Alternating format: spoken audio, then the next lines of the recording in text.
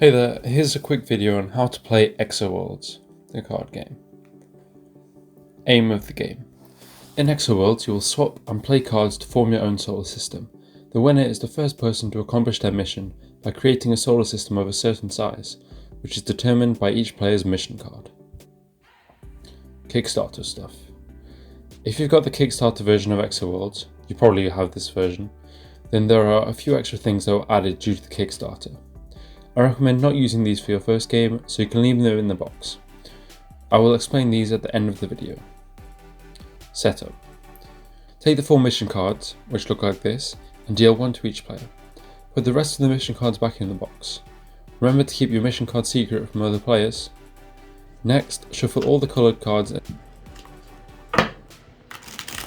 and deal 4 to each player. Take the remaining cards and place 6 cards face up in a row in the middle of the table. This is called the visible zone. Put the rest of the cards face down, creating a draw pile next to the visible zone. There is also a discard pile here, which will fill up over the course of the game. Turn. Now that you're all set up, the youngest player starts and play goes clockwise.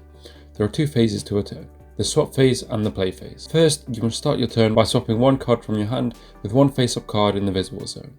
You can swap any card in your hand with any card in the visible zone. After swapping, you may play any cards by placing the cards face up on the table in front of you, forming your solar system. For example, here I can play a star and a planet card. For each card you play, draw a card from the top of the draw pile at the end of your turn, so that you always have 4 cards in your hand. Doing this ends your turn, so you can't play any cards you draw here.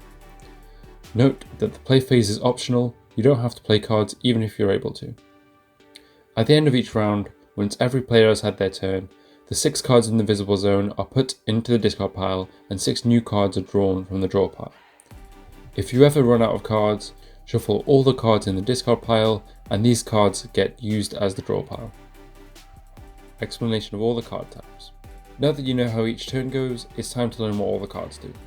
Firstly, we have mission cards, which look like this, and all have a mission card back. These tell you how many planets and moons you need to have in your solar system to win. For example, with this mission, you'd need at least 5 planets and 3 moons to win.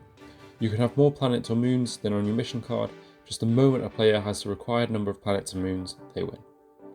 The basis of any solar system is a star, and so in Exo Worlds, a star card is the first card you can play before being able to play any planets. This is what all the star cards look like. When you play a star card, the colour of the star determines the colour that your solar system will be. You will only be able to play planets and moons that are the same colour as your star. Because of this, 2 players can't have the same colour star or solar system. Once you have played a star, you can now freely play any planets. You can't play planets if you don't have a star. There are 3 types of planets: dwarf planets, normal planets, and giant planets. All the planets in Exo Worlds have waves and a reflection, which look like 2 curved lines. The different planets have a different number of corresponding moons, so dwarf planets can't have any moons, normal planets have 1 moon, and giant planets can have up to 2 moons. The moons on the planet cards don't count as moons to your mission, they're just to tell you how many moons a planet can have. Moon cards look like this. All moons in Exo Worlds have craters and a glow around them to distinguish moons from planets. Moons orbit planets, and in Exo Worlds, a moon orbits the planet with the same number, so you can only play a moon if you have already played the planet with the same number. When playing a moon, put it next to the corresponding planet so you and other players can easily see which planet the moon is orbiting. Be creative when building your solar system. I usually just place them in a row, but maybe you'll place them in a spiral, a cross, even the letter E, or come up with your own shape. Just make sure you're not taking up the whole table. But beware, players can destroy planets and moons using comets and asteroids. During your play phase, as well as building up your solar system, you can also play comets and asteroids on another player's planet or moon, which destroys it. Comets destroy planets, and asteroids destroy moons. When a planet or moon is destroyed, it is put into the discard pile. Since the comet or asteroid crashed into the planet or moon, the comet or asteroid gets taken out of the game, so you can put it back into the box. Comets and asteroids can only be played against a card with the same colour as the comet. Naming. You probably noticed that each card has a name, and in fact the name is a code. The first letter, of course 2 letters, explains the type of card. So S for star, M for moon, A for asteroid, C for comet, DP for dwarf planet, P for planet, GP for giant planet. The letter before the hyphen is the colour, R for red, B for blue, G for green, and Y for yellow. If you're colourblind, then use this to help you. The number after the hyphen is to tell you which moons and planets are linked. Moons belonging to the giant planet have A or B after the number. Comets and asteroids have an X or Y, as they can be played on any planet or moon. Note that you can play cards in any order regardless of their coded name. Explaining the Kickstarter cards. In the Kickstarter, 2 stretch goals were unlocked, giving everyone 2 new missions and 2 hybrid cards. Backers at the Cosmic Overlord tier each have a custom card which have a diagonal border to easily distinguish. The 2 new missions are different to normal missions. The Giant Planet mission requires you to have both of your giant planets, with both giant planets having their 2 moons. The Comet and Asteroid mission means that if other players play both of your asteroids and comets against you, thus they should all be out of the game from being used, then you win.